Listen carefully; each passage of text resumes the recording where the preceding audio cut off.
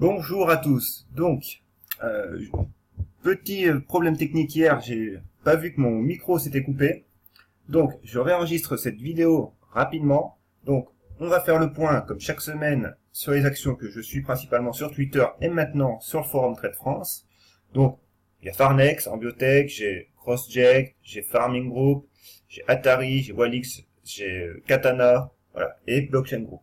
Alors, je vais faire une petite vidéo peut-être un peu plus rapide, mais parce que bon, pas évident, forcément toujours le temps. Du coup, on va commencer par Farnex. Alors Farnex, si j'arrive, voilà, elle est là. Farnex, du coup, au final, maintenant, elle a trouvé sa zone de support, et on peut dire que elle commence à aller, on peut dire qu'elle latéralise. Voilà. On voit très bien que la zone de support sur les 11 euros a été tenue. Maintenant, on voit très bien aussi que les 13 euros font résistance et que le prix oscille, voilà, entre même 14 euros, je veux dire, il n'y aurait rien de dramatique. 14 euros, 11 euros, c'est notre nouveau zone de range. Parce qu'on voit très bien que la zone des 14 euros correspond quand même à la Bollinger supérieure et la M200 et la M50 qui arrivent. Donc voilà. Pour moi, il y a juste une latéralisation maintenant à prendre en compte. Si on regarde l'hebdomadaire, on voit très bien que la situation, on a cette zone-là, ce niveau de résistance, et on est pile dessous, on a clôturé pile dessous. Donc ça renforce sur le niveau moyen terme, long terme, cette vision. Voilà. Pour Farnex, c'est ce que j'ai à dire. Maintenant, CrossJect. Alors CrossJect, j'ai arrêté de poster sur Twitter parce que clairement, il se passe plus rien. Cette valeur. On est en attente complètement. On voit très bien que le niveau des 1,80, 1,85 là est toujours là, hein, mais on est sous la M50, sous la M, alors c'est la M20, oui, sous la M20, et j'ai dessiné maintenant une nouvelle oblique ici. Donc voilà, je veux dire, en gros, ce qu'il faut retenir, c'est que sous ce niveau-là, ici, on a rien à faire, quoi. On latéralise. Il n'est pas interdit qu'on vienne rechoper cette oblique-là. Donc pour l'instant, c'est une simple hypothèse de travail, donc je l'ai mis au pointillé. Mais voilà, je veux dire, rien nous incite à prendre position immédiatement, quoi. Après, j'ai Innate Pharma. Donc Innate Pharma, elle se comporte bien. Elle surveille sa zone de... elle a acté son support. Alors, voilà, elle a acté son support sur la zone des 5,50 à peu près, 5,50, 5,60. Et elle aussi, elle est en range. Beaucoup de valeurs sont en range, hein, donc... et là, clairement, on va dire, freiné, arrêté la dynamique baissière du début d'année. Et là, on latéralise. On latéralise, et à moyen et long terme, voilà, on a cette oblique-là. Alors maintenant, faut voir. Je veux dire, le prix se trouve quand même sous la M200, donc à moyen et long terme, on reste quand même avec un biais négatif. Farming Group. Alors, Farming Group, j'ai posté sur le forum Trade France. Pour moi, elle n'est pas encore tout à fait mûre pour une optique moyen terme, hein, mais elle mérite qu'on la surveille quand même. Elle mérite qu'on la surveille parce que voilà, on avait cette grande oblique là, très long terme, et du coup on l'a cassée. Maintenant, on voit très bien qu'on a un niveau court terme qui apparaît sur les 0,78, 0,80, mais on reste quand même sous la M200. Donc la M200 qui s'aplatit, mais on reste dessous. Donc voilà, il y a quelque chose à faire, à surveiller, mais il faut pas trop se précipiter. Et l'hebdomadaire renforce cette vision, parce qu'on voit très bien que le niveau des 0,90, voilà, je veux dire, on peut très bien remonter à ce niveau-là, mais rechuter, quoi. Donc, pour vraiment redémarrer quelque chose de correctement, il faut attendre minimum 0,90, voire 1 euro. Mais, elle mérite ma surveillance. Du coup, après, j'ai CGG. Alors, CGG, on va sortir du bibliothèque. CGG, c'est une belle valeur, je trouve. Alors, j'ai toujours un petit reliquat de position, hein, mais qui doit être à, je sais pas, même pas 1% de mon portefeuille, et encore.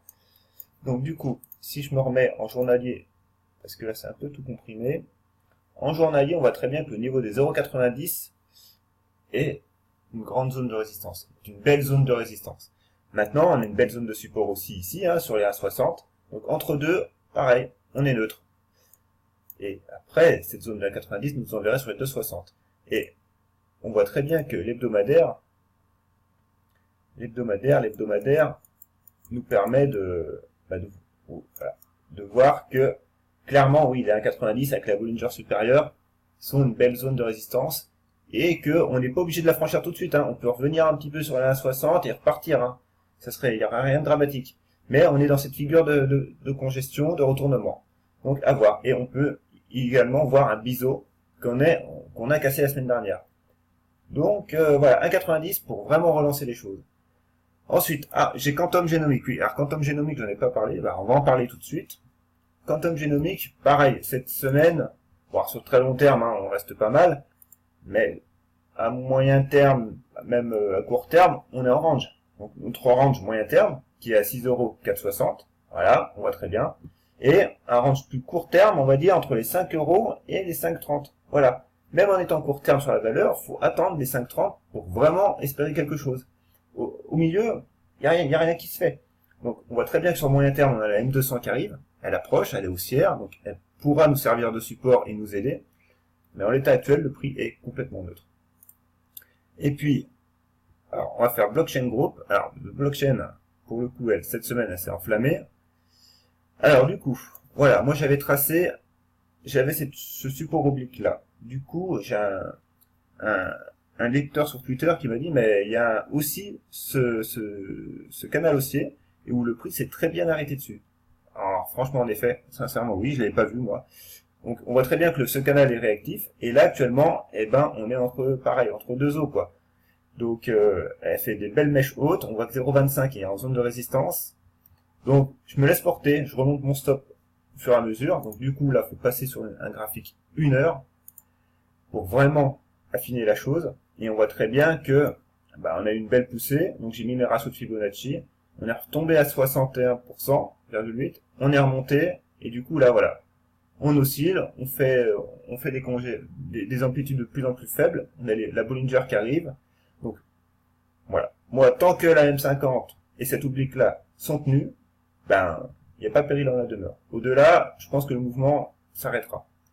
Actuellement, voilà, faut se laisser porter. Maintenant, il y a le contexte aussi, qui fait que ça peut être très volatile sur ce genre de valeur. Donc, mettre des stops courts, oui, mais voilà, faut pas se faire sortir inutilement, quoi. Mais il faut bien accompagner le mouvement quand même. Voilà. Donc, pour l'instant, 0,22, moi, c'est pas mal. À voir.